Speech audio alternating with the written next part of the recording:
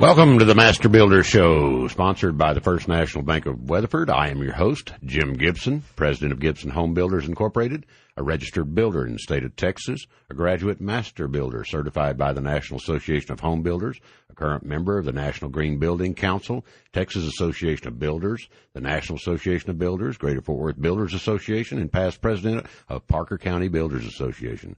Today's topic is going to be greenwashing and shades of green, and my guest today is Jean Gibson, Vice President of Gibson Home Builders. How are you this morning? Good morning, and Merry Christmas. Well, yeah, Merry Christmas to everybody out there. Hopefully we're going to have a great day. This show is designed to educate and answer any questions that anybody might have about construction, residential construction, or remodeling, or repairing, or maintaining a home in the state of Texas. And we will be glad to answer any questions. I think we're recording this prior, though. This is not a live show. This is pre-recorded, and so we're not going to be taking any calls today or giving away any gift certificates. But if you've got or want to check out a builder, you can go to www.masterbuildershow.com, and it'll take you into my website, and you look on the column to the left, and you can click on TRCC, which stands for the Texas Residential Construction Commission, and you can check out your builders there and make sure that they're registered. If they're not registered in the state of Texas, it is a fine, and you don't need to use them. Anyway, what is greenwashing? I love this stuff. Oh, yeah. What is greenwashing? Do you know what greenwashing is? This is your pet peeve, right? This is my pet peeve, yeah.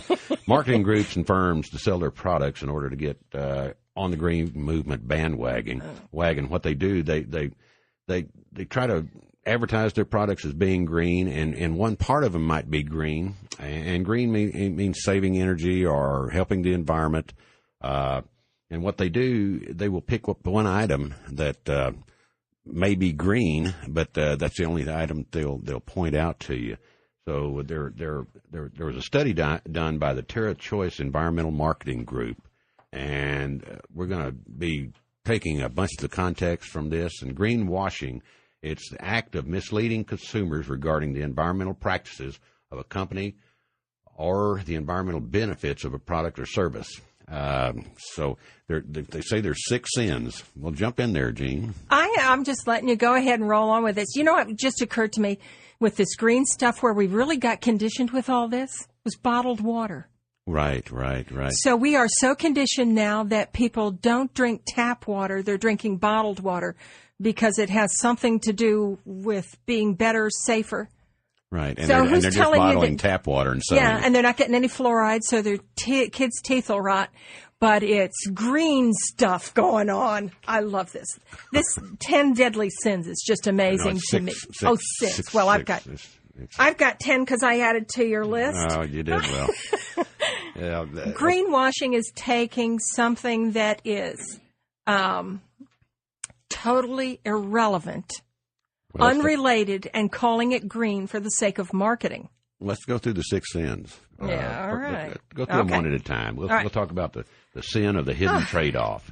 Sin of the hidden trade-off. And that's, that's committed by suggesting a product is green based on a single environmental attribute. There's recycled content of paper, for example, or unreasonably narrow set of attributes, recycled content, chlorine-free bleaching, without attention to any other important, perhaps more important, environmental issues such as energy, global warming, water, forestry impacts on paper, and such as that. What made recycling so good? And first of all, when you recycle something, what is the end product truthfully safe to use? I'm getting so paranoid about products that are green that when somebody says it's recycled, well, is it actually better just because it was used once by somebody that was unknown and put into another form? So you're accepting somebody's dialogue that because old Kleenexes are recycled into stationery that it's somehow better. Well, it's not cutting down a tree, so that's the part of that. Well, how much material is necessary to combine that product? How much fuel are you using for the machinery that reprocesses that? How much water are you contaminating by rinsing it through the recycled materials to clean it up? What chemicals? There's a bigger picture here than not cutting down a tree. Well, that's true because they've got all the plant emissions and water emissions, global warming impacts that you go through in the manufacturing process to actually create the paper. But as long as I think the government now is coming down with some restrictions and guidelines, or they have been, that protect our environment, and that's part of the green. When they say shades of green, what we're meaning is how green can you afford to actually to be, and it's not always economically feasible to be totally green. It would be nice in an ideal world, but well, we were totally green in the 1600s. And there were fewer people, so that the trees that were cut down did have time to grow up again when you built your log cabin and made your mud hut. But I've got a very jaundiced eye on what is considered an environmental impact and what is not, based on what our government is doing. What is politically expeditious and what is truly an environmental benefit. I got a great email from somebody that was talking about how things have changed over what we had done in the past. Right. And when you had the man on with the rainwater harvesting, yeah. I love that idea. And it's something that was done 100 years ago. Right, right. And they took old barrels. Well, they had cisterns back then. Well, that's the only water supply they had, unless you wanted to hand dig a well. But you live in Weatherford on limestone rock. Right. It's hard to dig. And it doesn't rain very often. Yeah. Yeah, but they still dug them. And if you could get a cistern dug in the limestone deposits here, most likely it would hold water. I would expect. I want to do some of those things, but I want to get back to the old way of doing them and weed through all this, what's a trade-off, and how much of your trade-offs are truly beneficial. Well, the sin of the trade-offs that's probably the most abused one. It covers about 50% or 57% of all environmental claims, and that's, as far as selling the product, that's used, say, 57% of the time on the trade-offs. It is green and it will do this, but what problems does it cause on the manufacturing side of it? Well, the other thing that occurred to me on this trade-off thing was that if you use recycled paper towels was the thing today. When I grabbed a towel to dry a dish, and a trade-off is that we're going to give you recycled paper for your paper towels. Wouldn't it be a whole lot smarter to use a cloth towel that you wash and dry? Well, of course. It makes more sense. So I find this trade-off thing is jaundiced in appearance as well, because you can eliminate rather than trade off. Yeah, but you have to wash it. See, so you're wasting energy washing it, unless you wash it by hand. You're using detergents, and depending on if you're using a biodegradable detergent, all this stuff. Oh, you want to get into my pet peeves about cleaning? Yeah. Okay, we'll get to those next, because I made a list up about all the things about cleaning, right, and these lovely houses that decorators put together. Well, that's... and I'm the poor schnook that has to scrub them and clean them. We'll get to those. Well, okay. Yeah, get to them. I got more on my list. Well, we're going to the next item. That's the sin of no proof. And what that does is that any environmental claim that cannot be substantiated by easily accessible supporting information or by reliable third-party certification commits to the sin of no proof. For the research that Tierra Choice did, they determined that there is no proof if supporting evidence was not accessible at either a point of purchase or at the product website. You got anything to say about that? You've got something to say about everything. These things just occurred to me. You're talking about no proof. And Saturday Night Live did a thing about they interviewed, 4 out of 5 dentists recommend. Right. And they did a whole thing on Saturday Night Live about the 5th dentist. And what did he recommend? Well, I'm sorry. That just occurred to me when you're talking about no proof. Well, like some of the examples are like household lamps and stuff that don't promote any energy efficiency they promote energy efficiency without any supporting evidence. And you know, does the clap on, clap off require more energy? I don't know. It looks like we got to come up on a break here. We'll be back in about 2 minutes. Welcome back to the Master Builder Show. I'm your host, Jim Gibson. Today's show is sponsored by the First National Bank of Weatherford. My guest today is Gene Gibson, the Vice President. Chief Cook and Bottle Washer of the Gibson Home Builders. Yeah, well, I was going to introduce you with your proper title there, which I forget what it is. Yeah. It doesn't get used very often. So anyway, we're at the sin of no proof. Correct. Okay. The sin of, like personal products such as shampoos, conditioners, and that claim to have been tested on animals, and they don't offer any other evidence of certification or claim. But and facial tissues, paper towels that claim post-consumer recycled content without providing evidence. And we found that about that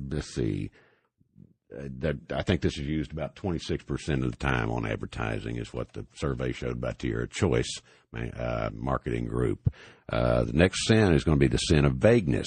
And the sin of vagueness is committed. Wait. On this sin of no proof thing, right. One of the things I listened to the other day was some specialty organization that formed its own group. So if they... And they presented their product and gave it an aura of credibility by calling themselves the National Association of, I don't know, finger snappers, whatever this product was. Right. But when I looked it up on the Internet, the organization didn't exist.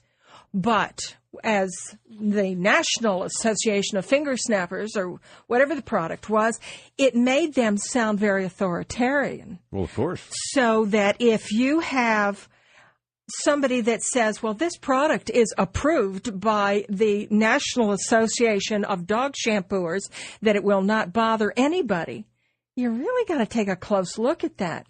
Well, and find out where they're... Well, I'm sorry. But you got to find out where their loyalties lie on their proofs. You need to find out whose certification are coming from, too. There's some legitimate people out there that certify products. And, if they're not nationally known or nationally recognized to have the reputation for certifying products, then it should be kind of not taken seriously. Not taken seriously. And they have to not be on the payroll. There's a lot of products that are out there or associations that are bought and paid for by the product. Right. So that we're going to closely examine one product, and compared to all others, it's perfect. Well, so you really have to be really critical in your investigation. And the Internet's so wonderful because you can look up anything. Right. Okay. Well, some of the reoccurring themes on the vague claims, for example, are like chemical-free. Well, nothing's chemical-free because water is a chemical. All plants, animals, humans are made of chemicals, and just about every other product. And then they also claim, well, they're non-toxic. Well, everything is toxic. Everything is toxic. To someone at some level. At some level, like water. Water's toxic at a certain level. Oxygen is toxic at a certain level. You can drink too much water and die from that. And we've got a bunch of parrots at home. Right. And we have a macaw who is deathly allergic to orange oil, which I find bizarre, but always trying to clean up around them. And he goes into respiratory failure and almost dies. And after serious money and a long time found out that it was the orange oil component of the cleaner that he was allergic to. Yeah. So the next time he screams and yells at me and swears, I'm going to hand him an orange. Well, I'm sorry, I didn't really mean that. Yeah, right. Another claim they make are all natural. Well, all natural is not always good for you because like arsenic is natural. On the planet. And remember that, Sonny. And so is uranium, mercury, formaldehyde. All are poisonous, and they're all natural. So an all-natural product is not That's true. We can put the lead back in paint. Right. It's natural. Green, environmentally friendly, eco-conscious, to name it just a few, are some of the utterly meaningless words that they use to advertise their product unless they can elaborate on them. Some of the other examples like garden insecticides they're promoted as chemical free. Well, if you're using something to kill bugs, then it doesn't matter if it's chemical free. There's something in there that kills something, and that can't be good for the environment. Well, there's a lot more to that because the place that we bought out here in Weatherford, the little gentleman that lived there before us was chemical happy, and he left us all the chemicals. I even hesitate to throw them out because I don't want them to end up in a landfill someplace. There's some really harsh stuff out there. And what he accomplished doing was poisoning the land, which has taken us and will take us many more years to actually clean up. So what's environmentally friendly that we're doing on our land that I really like is that we're using the corn gluten meal and the dried molasses. Yes, my front lawn smells like a cookie, but it does. But the chemicals just have such a prolonged impact.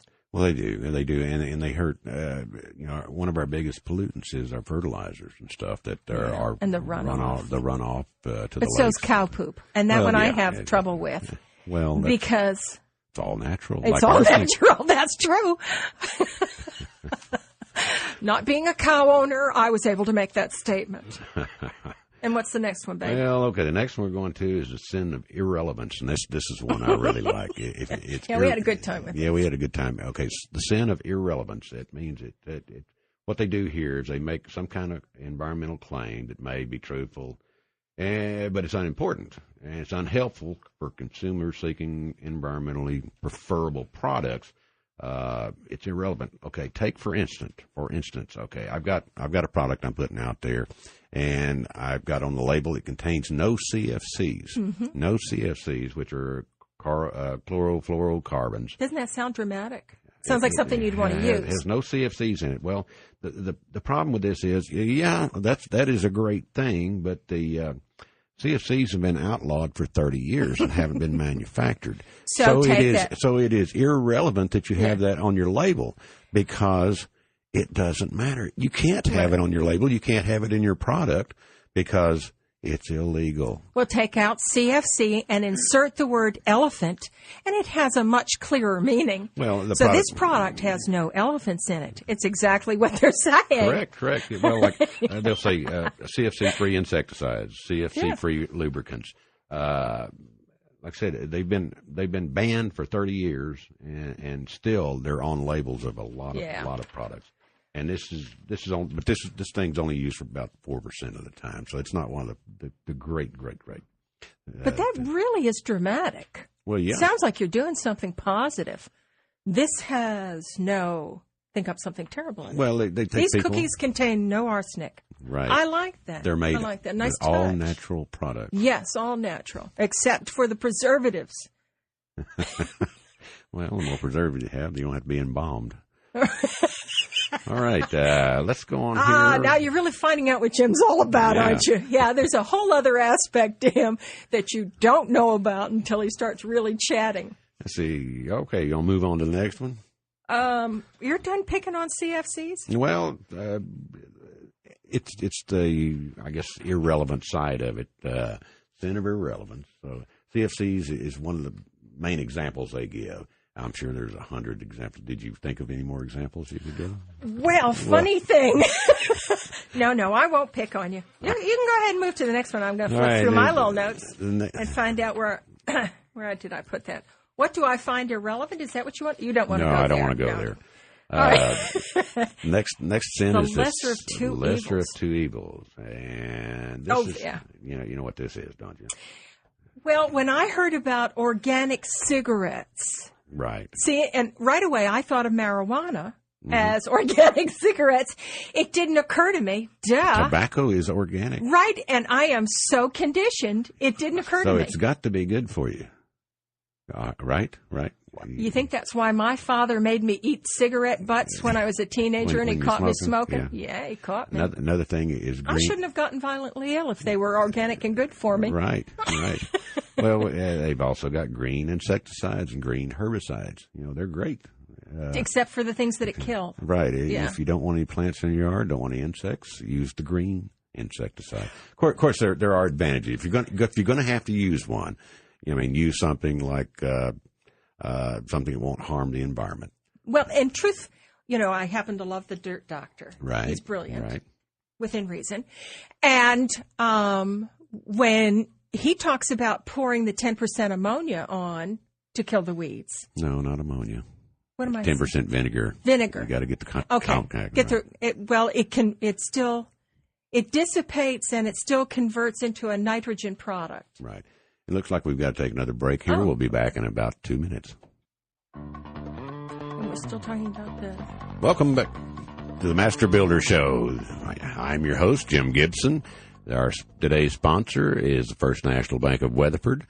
My guest today is Gene Gibson, Vice President of Gibson Home Builders. I guess y'all was going to say Gene Home Builders, but that ain't going to work, is it? I don't think you know how to build a home.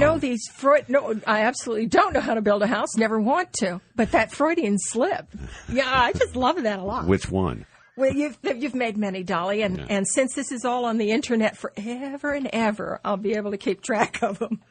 Okay, we were talking about the sin of lesser of two evils, right? Like organic products, organic cigarettes, green insecticide, green herbicides, and you know, admitted we're going to have to use some products to take care of our insect problem if we have one. And all that stuff, and we use borates and diatomaceous earth, orange oils and stuff like that. Yeah, what we're talking about is getting away from stuff that's absorbed into plants and stuff that actually hurt animals. But can I bring up something too? Sure. I mean, it's related to the lesser of two evils. Right. When you built us that gorgeous house in Granbury and insulated it, and then put all those spotlights up for me. Uh-huh. And being a builder's wife, you must know that you can't simply call up your builder and state that there's a problem. You have to show him an undeniable proof that there's a problem. I found a light blue dust on everything. And that insulation, true, kept the house sealed, but that created a dust that later products were able to eliminate in other uses. But that was the lesser of two evils. He doesn't notice the dust. He notices that the power bills were down. And he doesn't notice that I have to dust more. Yeah, right? And we've started, what I learned that we go in and seal all penetrations coming from the attic, because you're going to have dust from any type of product that you put in there that's a loose fill or anything like that. It doesn't matter what you use. Anytime you build a house and bore holes in the ceiling and you put something up there, you're going to have dust coming down through there unless you seal around the penetrations. And so, you know. So it wasn't a particular product? It wasn't a particular product. It was that any time that you don't seal all penetrations in your attic there or in your ceiling, whatever dust is up there is going to filter down through eventually. And it's not a product. Can you go back afterward and seal around all those things? Or? You can. It's just a little more effort.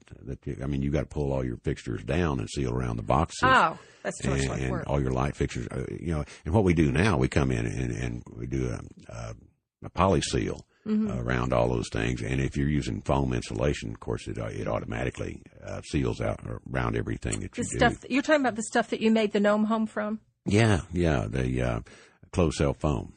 And, that was so neat. Oh, it was a great house. It was probably the best insulated house ever built. When you got 8 inches of foam and it's R7 per inch. Have you mentioned to anybody that you built the gnome home or what it was? Not today. Oh, but you've mentioned it on the air at some point? What was it, a year ago or last summer? Last summer. That was for CASA, the Court-Appointed Special Advocate Program. Right. And they asked the builders in the area to build playhouses that would be given away. Well, they were not actually auctioned off. We sold tickets for a drawing. They had chances to. And it was Laughlin Home Builders, Julie and Don. They built the house. Yeah, good and Benanati. Yeah, Benanati Building Company also built a house. And then I built the best one, though. I built the gnome Wait a minute, home. he's being humble? It was Gibson Home Builders, and we built the gnome home, and it was a foam structure, and it was 5 mushrooms. Because we decided not to be conventional. We decided that we were going to be creative and do something a little different. Right. And we played with all kinds of ideas. Yeah, we finally came up with a drawing that wouldn't work, and it was mushrooms. We were going with 4 mushrooms, but the problem was she wanted me to design 4 mushrooms at different heights. So I made one 4 foot, one 5 foot, one 6 foot, one 7 foot. I have the ideas. I don't necessarily know how to put them together. Well, there was no way to put a roof on it, so we had to come up with a center mushroom to support all the other 4 mushrooms on the exterior. But the engineering on that thing was amazing. It turned out well, and it was well received.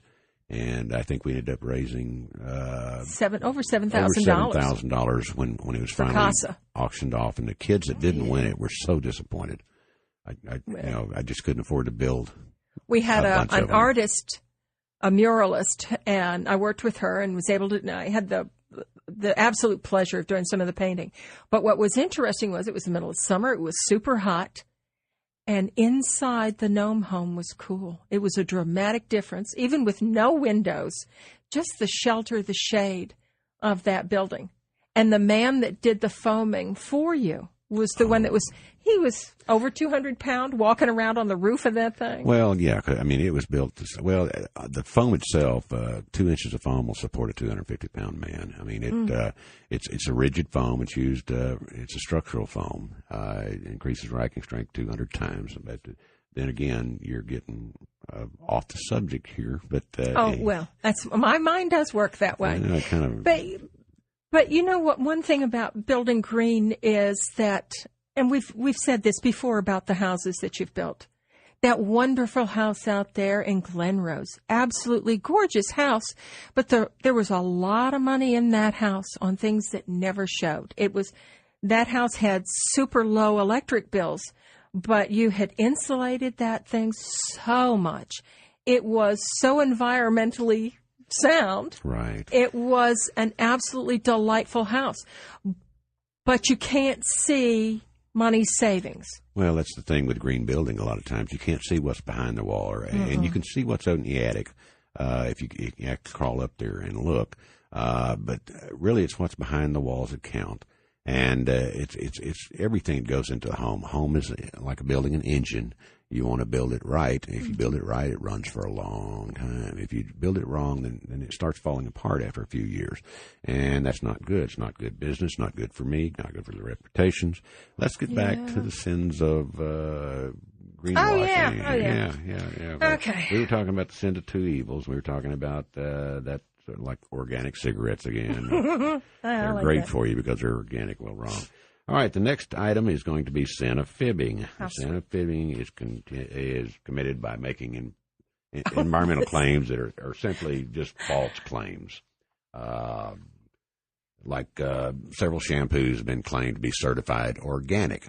Well, there's no such certification. First of all, there's nobody that certifies anything 100% organic. I mean, there's just no organization set out there. But how do you get to shampoo organically? Well, wasn't the original soap was lye, which was a chemical, and lard. Right. So it was half organic way back when. Well, another thing is like caulking compounds. Caulking compounds, we use caulking everywhere, and there's all different types of caulking. And the caulking that say claim to be Energy Star registered. Well, if you go to the Energy Star website, there's no particular caulking. Yeah. Caulking is caulking.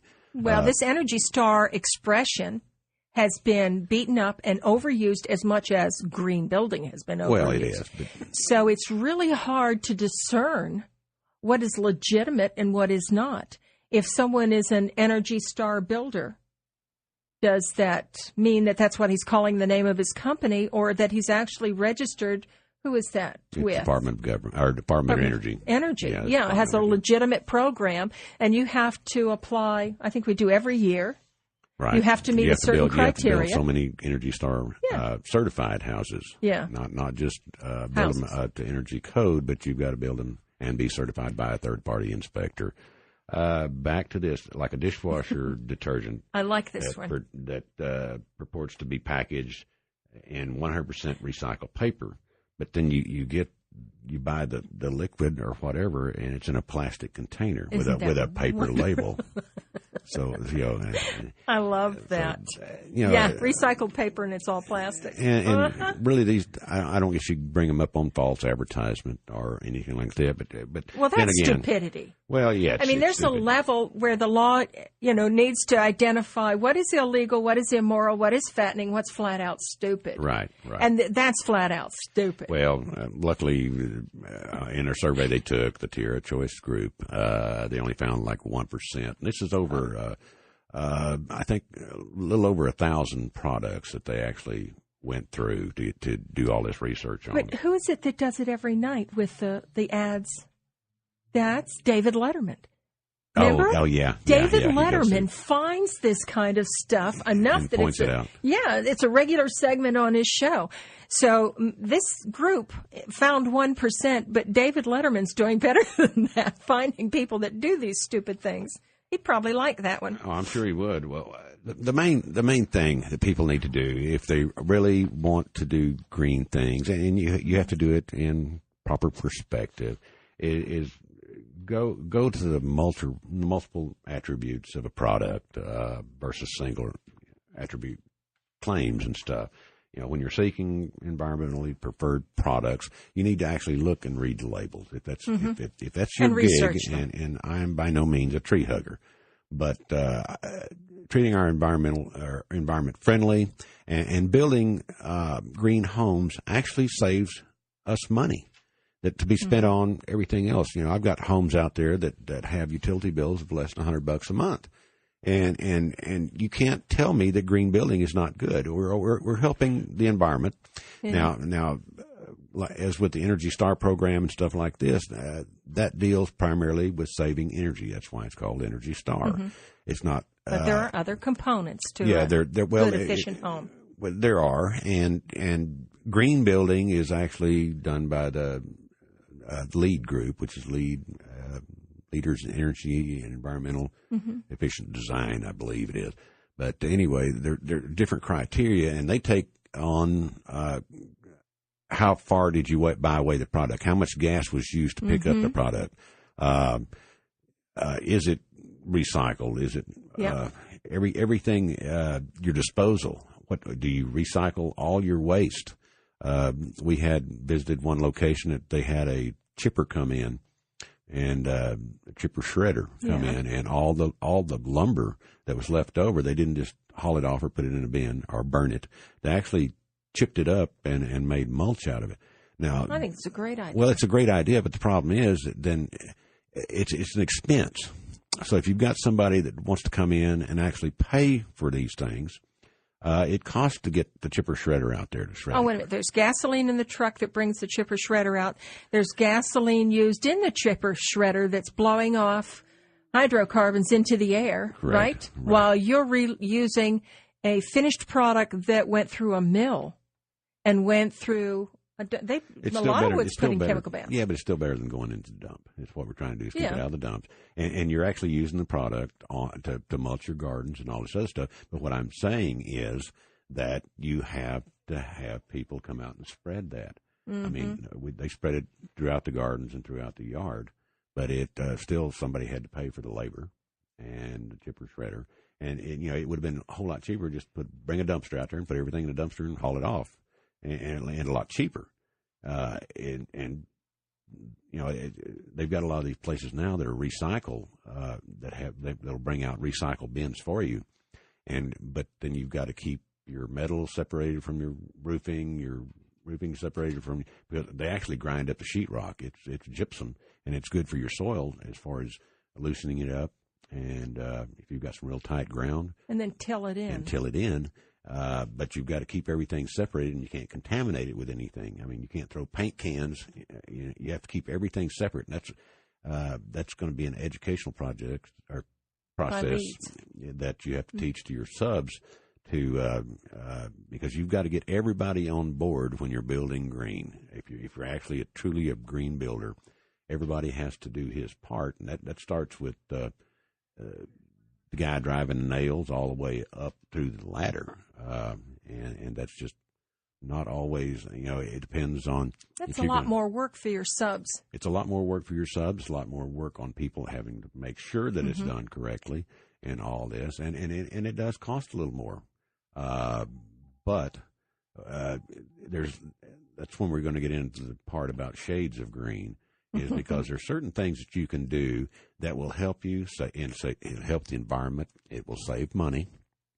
But there's another reason, just to reinforce the green concept a little bit. Long before green and environmentally sound energy saving was really popular, you were on the bandwagon with it. Well, I was on the bandwagon back when I was taking Mother Earth news.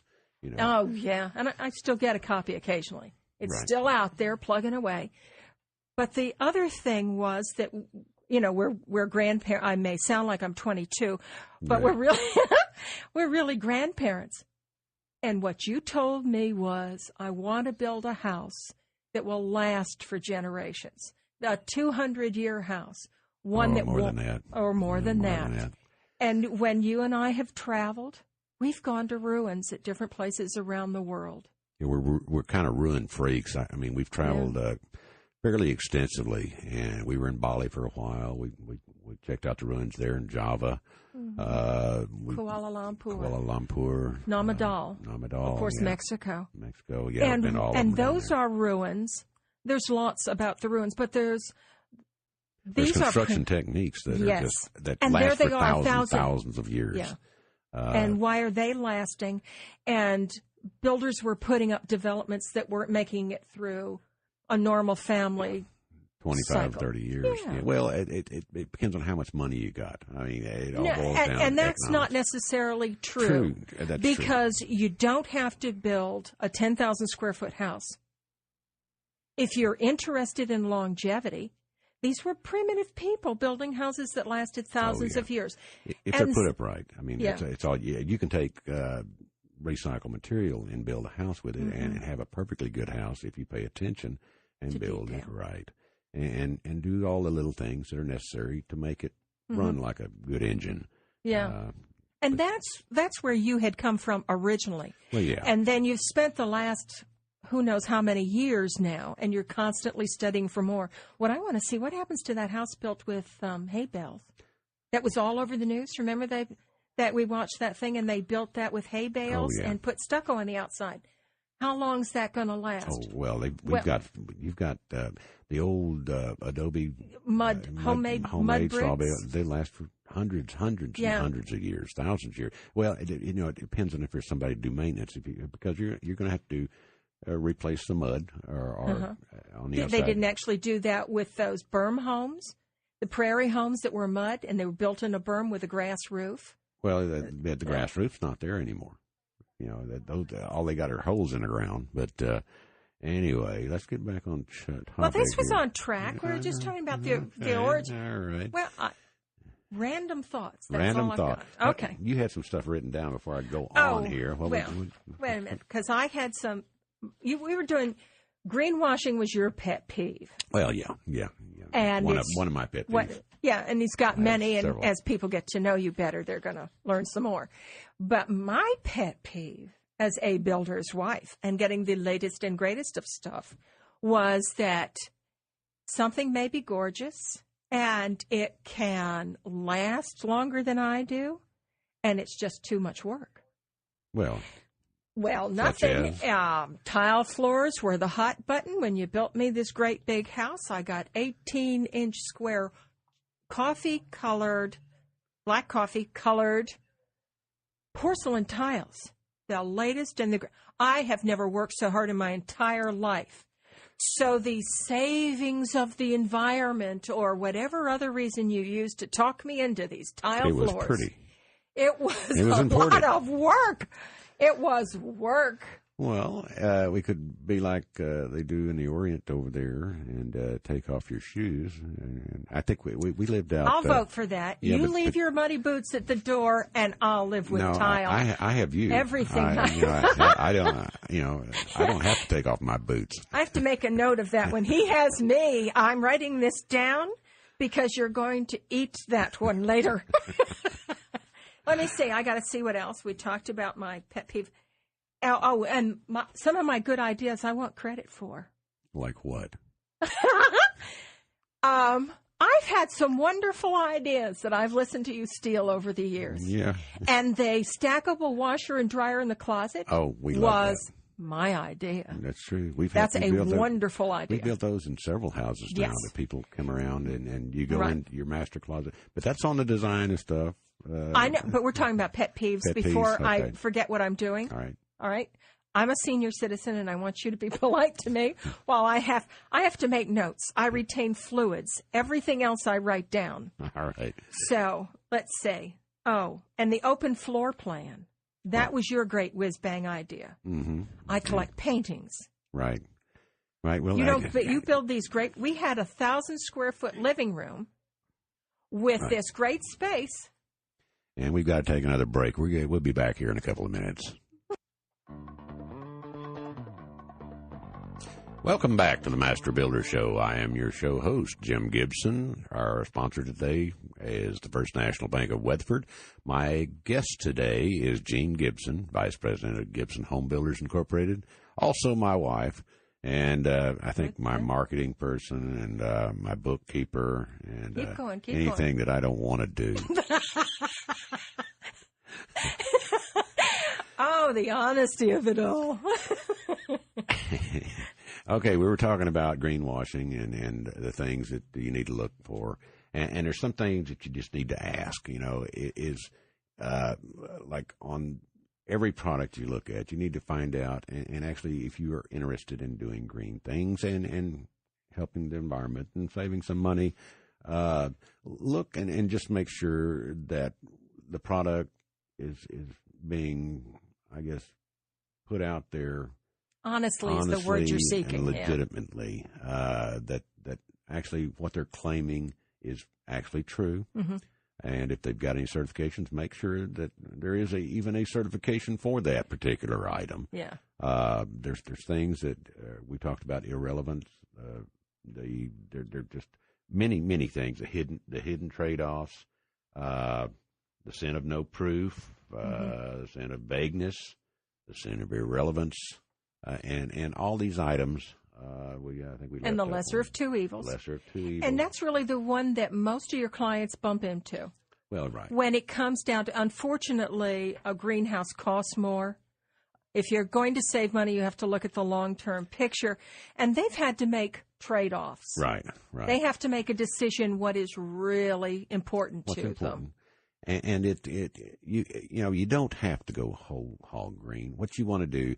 Primarily, what most people are looking for is to cut back on cost, and you're going to have to spend a little more up front, and it just depends on how much you want to spend up front as to how much you save monthly, and some of these are environmentally friendly items, and some of them are items you cannot go back in later if it's something you could add later on. Right, easily. Yes, without it. Reasonably. Yeah, because you can actually go back and actually do anything later on, but at what expense? If you're going to pull the sheetrock off the walls and blow in foam, it's not going to happen probably. But decorating items, that I gave you an ad that came in the paper about painting floors. We've seen vendors now who are out there promoting products specifically for painting the floors, and it's a lot cheaper than even carpet. Right. Well, certainly less than tile, etching, and all those other polishing products. So if you were to paint your floors, paint the slab effectively, then that gives you a lump of cash to put into insulation, radiant barrier. Yeah, the things that you can't add later on. It's smart money. It's smart money. It's long-term money. And part of the green building process is low maintenance, lower utility bill, environmentally friendly.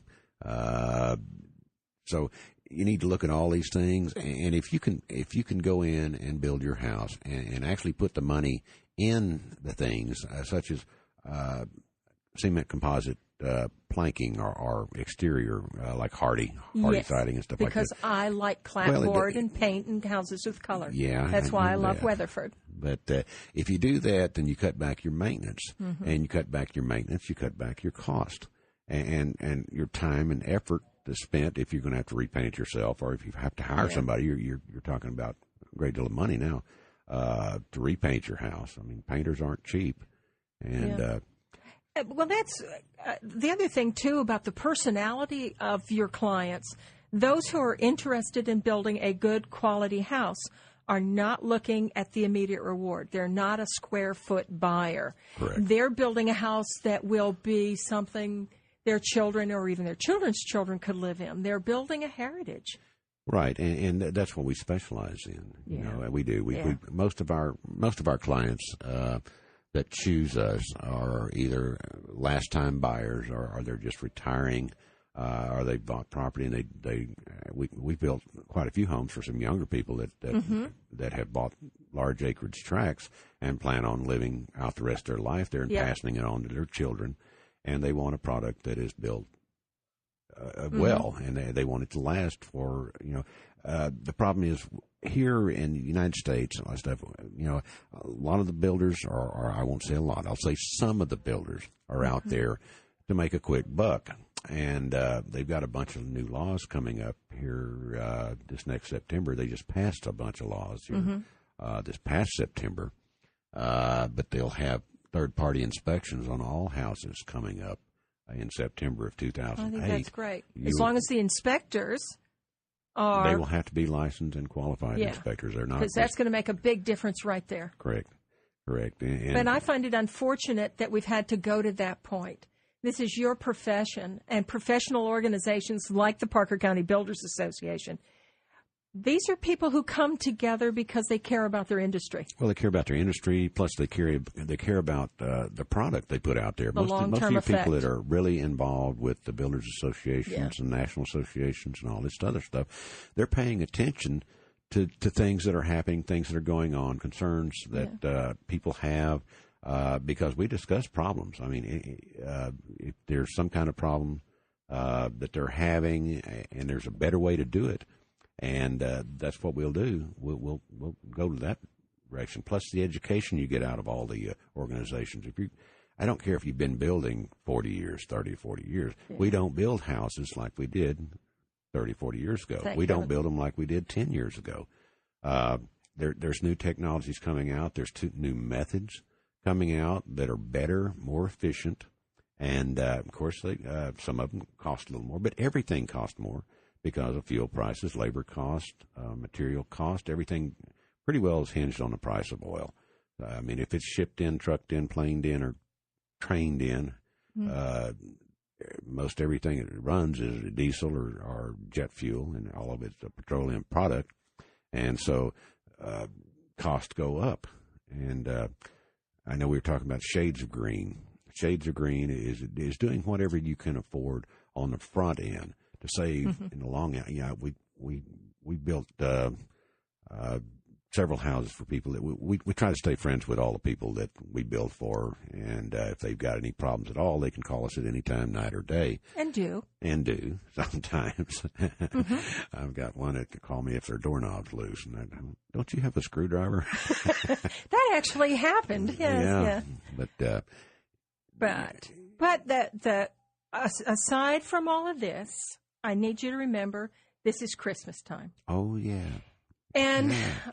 This is, No, it's not. Yeah, it's football bowl season. Oh, no, soon. Starts Friday.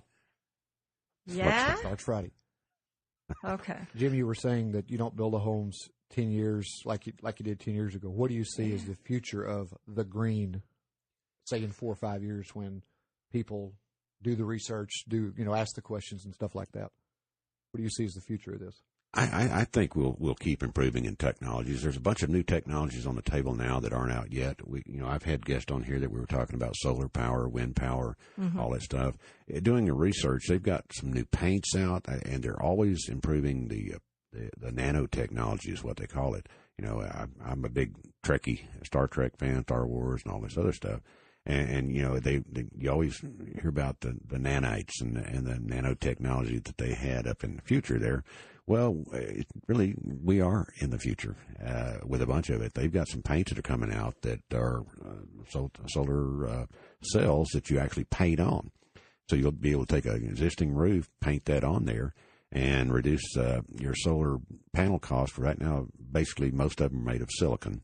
And it's running anywhere from $6 to $9 a watt to put them in on your initial cost. So if you're going to go in with a 1 kilowatt system, you're probably talking $9,000, $10,000, something like that. Well, when the cost gets down to where it's about $1 a watt, I mean, you put in 1,000 watts for $1,000, that's going to be more feasible and it'd be more practical. And now we're talking a one-time deal, and it's got about a 25-year lifetime. So when I talked at $9,000, really looking at it for 25 years, it's free from after you pay for it there from there on. Not, and you'll get your $9,000 back in just a few years. But, the cost up front for those are right now, I think, a little high. Now the wind power, that's a big and upcoming thing. And, really, that's pretty affordable now. That's pretty affordable. Of course, you got to have a place that will average about 5 to 7 knot wind to get your power. But there's all sorts of new technologies that are coming out there, and we've got to take another break. We'll be back in about 2 minutes.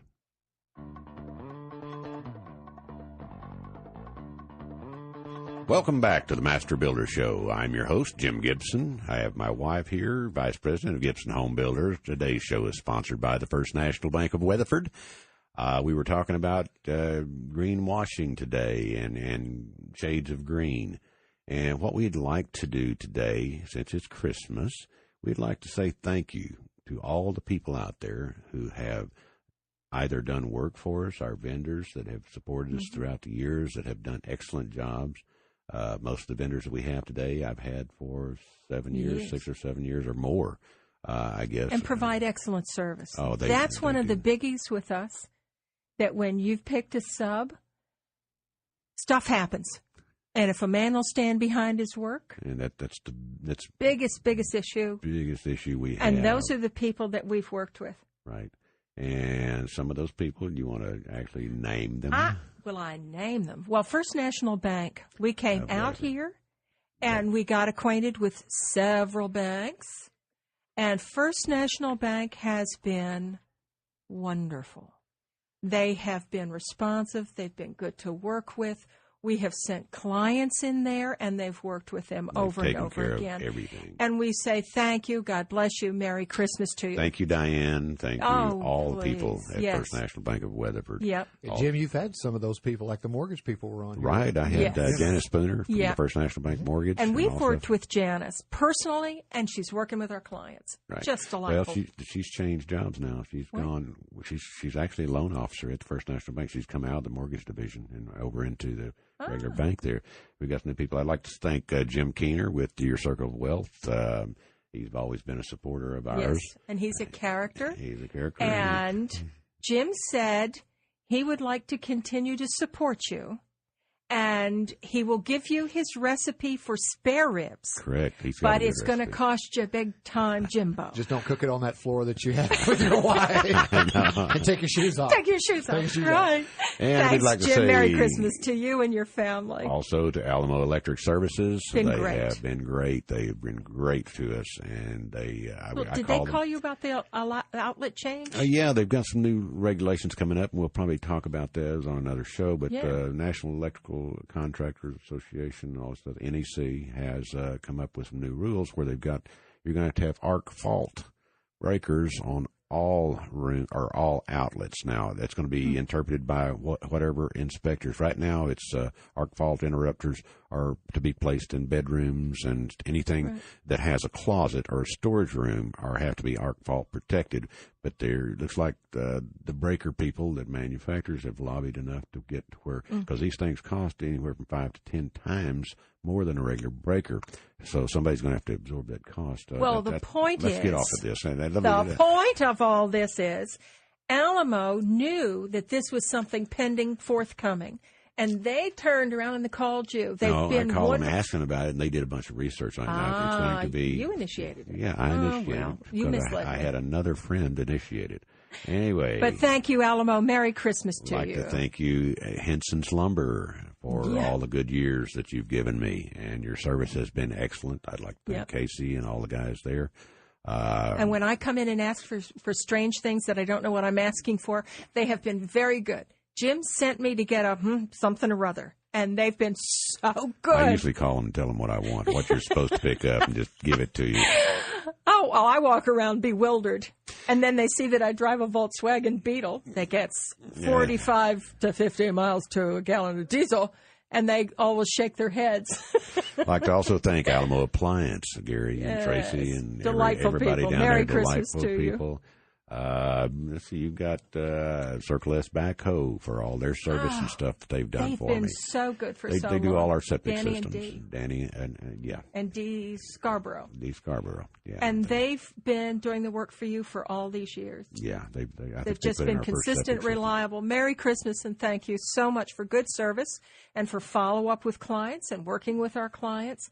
You know, it makes us look good. Oh, that service is the number one thing. Matt McKay with M&M Construction. He is also great people. Talk about your plumber. Oh, we got Gerardo a plumber. Marino. I love Gerardo and his guys. In fact, his family's doing multiple things. He's got a brother that's a... He's got a brother that's a bricklayer, and that's beautiful Julio Marino. Yeah, he does beautiful craftsman. Rock work. He can do brick and Oscar that I love personally. Oscar Mendoza. He's my concrete guy. Yeah. And he does an excellent job. I'd like to say Merry Christmas to all y'all. Merry Christmas to you. And thank you so much for beautiful craftsmanship and fine work. I'm sure we're leaving out people. Let's see here. Well, let's see. We've got Croft Ferguson's. Croft Foam has done he's done probably, I don't know how many houses. He does pretty well all my foam spray in type installation. He's done houses, and he goes wherever most everybody. Well, everybody that I've got, because I build houses. We just finished one up in Decatur. I built down in Glen Rose. We built in Burleson. We build in. I'm trying to cut it back, but right now we're in 5 counties, and I guess. I'd like to cut it back to where I don't have to drive. Well, you've got your own development, so I want you to build in the backyard. Right. Which is kind of neat. You know, you got your own development. There's your builder who's your next door neighbor. You could actually run over there and tighten that door handle for them. No, it's a nice touch, and that's part of the relationship that we've enjoyed so much. We enjoy a good, positive relationship with all these subs that you've used year in and year out. They've followed up on service calls, which are going to happen. They've gone back in. Your painter, he shook his head when I wanted to paint that room navy blue. He was really good about it, though. I'd like to thank Cronin Masonry Supply, also CMS. Absolutely. They have done a great job, and their service is great. And Fort Worth Lighting. Fort Worth Lighting has taken care of me for, I guess, ever since before they even got their showroom. They were in a warehouse when I started using them back. Oh, and if you don't know, if you need lighting fixtures and you go to Fort Worth Lighting, he's got a back room with broken and discontinued light fixtures. And I bought a chandelier from them for next to nothing. He was wonderful. Let me in there. Took all the wiring out of it and put candles in it. We made a candelabra out of it, a hanging candelabra. It was out on the porch. Yeah, we had a big screened-in back porch, and we used to hang it back there. And I like deals. Great. And that's the fun thing about working with clients. I get to go check out all the deals. And Future Stone was the other one that you had just met with. They've been around forever. I just met with them. You just met with them. Yeah. I've used them on all my ICF homes that we had built, and I've known them for a long time, and they do ICF, which is insulated concrete forms. They furnish all those, and I'd like to thank them. Say Merry Christmas to their entire group. Be sure to thank all your guests that have been here. All my guests, my guests, the Laughlins, David Beninati, everyone. The ladies that designed the homes. The ladies designed the home. That was Diane and no, that wasn't. That was Julie. Julie and Connie. Julie Laughlin and Connie. The guy that had the Dale Cox. Oh, yeah, Dale Cox with Garland Insulating. Mm-hmm. Garland Insulating does rainwater harvesting. Well, Garland Insulating. Right, but the rainwater harvesting people were Rodney here. Love with rainwater harvesting. I'd like to wish everyone out there a very, very Merry Christmas. God bless you, and have a good day. I will talk to you next Tuesday. Merry Christmas. Merry Christmas. Ho, ho, ho.